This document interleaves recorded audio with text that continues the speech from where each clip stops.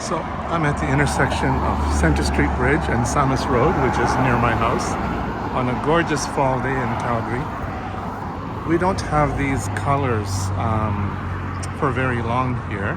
Our fall autumn is short, and so you will see the colors change from green to yellow and to brown and then gone very quickly. Lots of leaves on the ground already. We don't have the variety of trees that gives the multiple colors that you'll see in eastern Canada and eastern US. As you can see, the Bow River Valley there, it's green, yellow, and then gone. This is looking north up Center Street, and so there's a park here and a park over there and this crossing in between. And these wooden steps are, I think, the furthest east of the wooden steps in this park area. There are other wooden steps quite far east of Edmonton Trail, but those are more commuter steps almost, and not park steps like here or like further west on Crescent Heights. And you know, it's September 27th and the flowers are just gorgeous still. I'm going to be moving slower because my right foot is hurting. I've been walking too much, so my heel and my arch are sore. Soft tissue injury. Excuse the traffic noise in the background.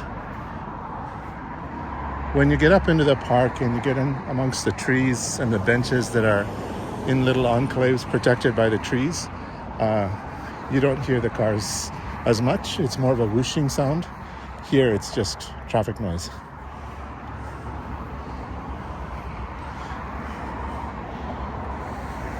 Gorgeous sunflowers, Slava Ukraini.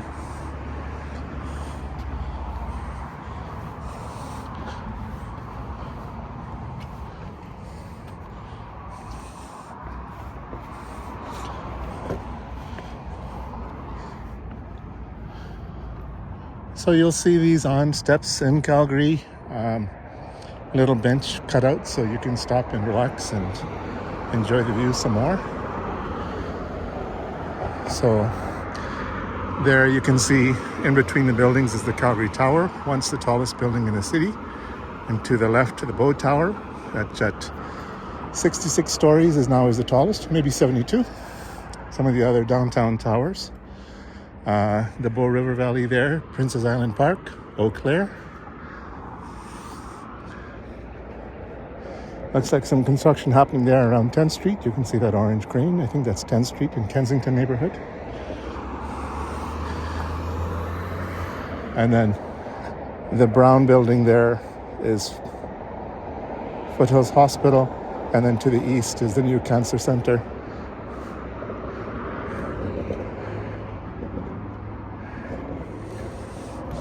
And you'll see this interaction of bicycle and pedestrian, where the bike path from the hill will come down and zigzag through to get to the intersection, and it crisscrosses with the pedestrian. So if you don't feel like doing stairs, you can do the gravel. And you know what? I've done the all the way up before. Let's do the gravel. Like I said, my right foot is sore, so let's not do stairs. Let's walk along this gravel path.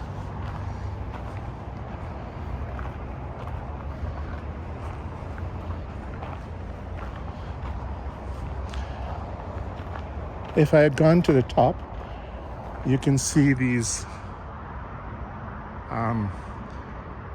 placards which are overlooking the Center Street Bridge and talking about the bridge and the lion sculptures.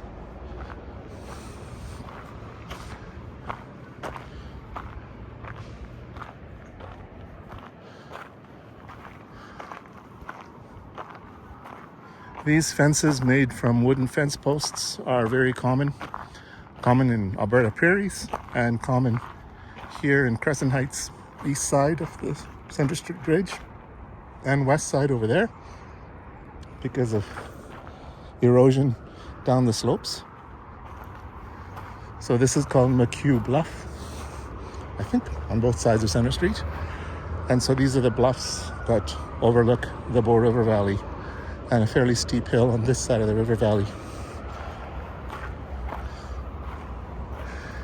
This to the east of Centre Street is called East Village. So there's Chinatown and then more of East Village to the east. The Bow Tower, with its large property tax footprint, is officially within the East Village Community Revitalization Plan and levy.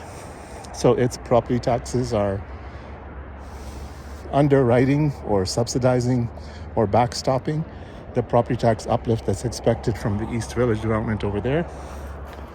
So although it's not contiguously part of East Village, its property tax revenues are there to guarantee the revenue on what, from my understanding, is a very successful community revitalization levy, where the city borrowed money from the province in order to make infrastructure investment in East Village and hopefully pay it back over 20 years, I believe is the term, using the uplift in property taxes from the development. So from barren lots and, destitute buildings to condos, which pay good property tax. So that's East Village proper. And this brown building in between is the Harry Hayes building, which is the federal government building in town. So I think there's a Vancouver property development firm called Larco, which has taken ownership, I believe, of all these buildings and is operating them for the federal government. So the government got to offload older buildings. That's at least 40 years old, I believe. And Larco operates and maintains them and provides them in good condition for our federal government to offer services to taxpayers like me. So this is one of the lion sculptures, and it's under more security now. So you can see the towers are up with the lights and the camera, and that looks like a small square broadband antenna that will transmit the video signal that way somewhere to some monitoring station downtown. And there used to be a little bit of a chain barrier around the lion sculpture, asking people not to climb on it. That's impossible not to do. I guess it's a legal measure to minimize the damage in a lawsuit if somebody climbs on the lion, falls, gets injured. But I'm pretty sure these lions are tough enough to handle kids climbing on them. But of course, we don't want kids falling and smacking their bodies and heads against the concrete all around. Some drainage also down there, and you can see that green sort of vent pipe, which is providing air pressure to allow the drainage to come through the pipe all the way down to, I'm assuming, down to the river.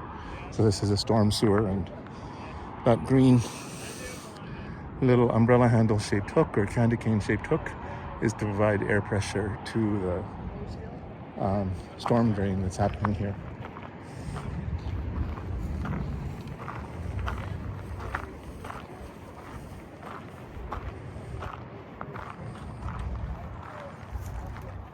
This section of Rotary Park is getting a facelift. We're temporarily fencing off this area to prepare for planting.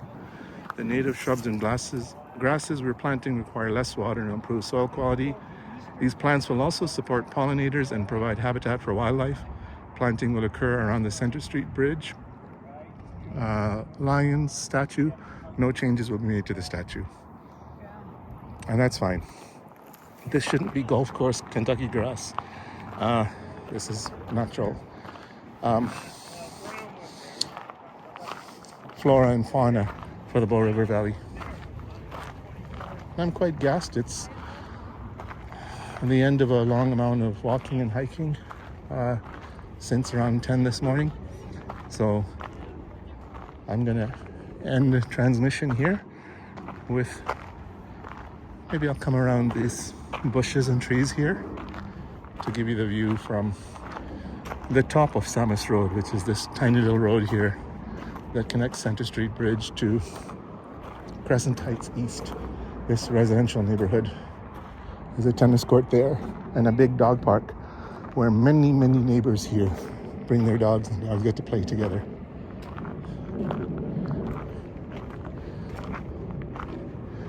And this, for those of you who are watching from Ukraine or from outside Canada, up ahead is what's known as a super mailbox. And so this is a mailbox that's not individually on each home, but for the community. Generally it'll be a couple of blocks for each mailbox, and you come and you pick up your mail here, maybe a block per mailbox. You come and you pick up your mail here, and if there's a parcel for you, it's in one of the larger boxes below. And so there's a key in your mailbox for the parcel, and you pick up your parcel and you put that key back in that mailbox and lock it.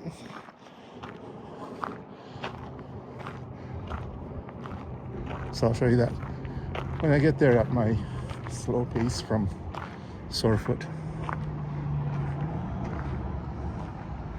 So that's the sign that was the off-leash area where the dogs get to hang out and the neighbors get to hang out. Beautiful, beautiful neighborhood. So lucky to live here.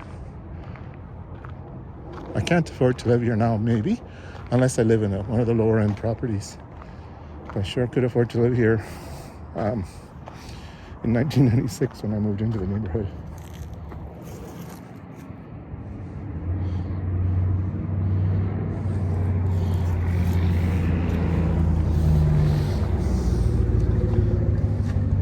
So you see, you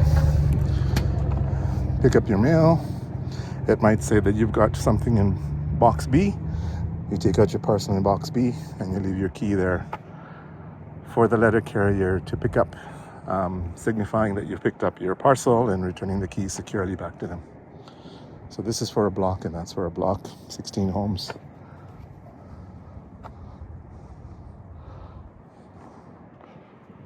And that's it.